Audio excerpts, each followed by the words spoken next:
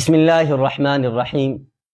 ایک بہت اہم خبر جس کا جاننا ہر انسان کے لیے ضروری ہے، بلا کسی مذہب کے۔ جو بھی انسان انصاف کی امید رکھتا ہے، جو بھی انسان یہ سوچتا ہے کہ اس کو اس کا حق ملے، وہ کسی بھی مذہب سے تعلق رکھنے والا ہو، ہندو ہو، سکھ ہو، عیسائی ہو، بدھ مت ہو، کرسچن ہو، یہودی ہو، یعنی کوئی بھی اس کا مذہب ہو، اگر اس کے اندر انسانیت ہے، انصاف چاہتا ہے، تو فیصلہ آپ نے الیکشن میں یہ کرنا ہے کہ صحیح لیڈر کا انتخاب کرنا ہے۔ پھر صحیح لیڈر کون ہے، اس کے تعلق سے میں نے آپ کو بتا دیا کہ صحیح لیڈر کس کو کہتے ہیں، جس کے اندر امانت داری ہو، مظلوموں کی امید بنے، لوگوں کو ان کو حقوق دلائے، بہت ساری باتیں۔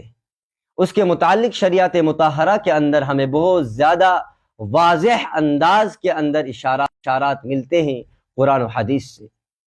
آج جو بات میں کر رہا ہوں وہ در حقیقت میری پچھلی ویڈیوز کے اندر بہت سارے احباب نے مجھ سے دو شخصیتوں کے بارے میں سوال کیے ہیں، جن میں سے ایک شخصیت ضلع کشتواڑ کی رہنے والی ہے، جن کا نام شیخ ظفر اللہ ہے۔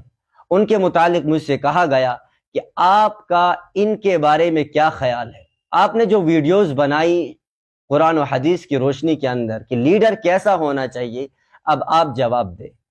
تو میں اپنی رائے بالکل دو ٹوک الفاظ کے اندر ظاہر کر دیتا ہوں، اور یہ خالص میری اپنی رائے ہے، کسی کو اس سے اختلاف کرنے کا مکمل 100% حق ہے۔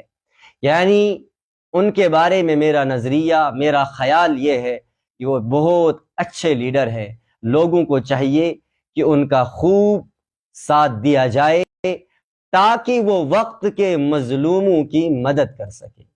اسی طرح دوسرا سوال ہے معراج ملک صاحب کے بارے میں، ان کے بارے میں میرا نظریہ یہی رہے گا۔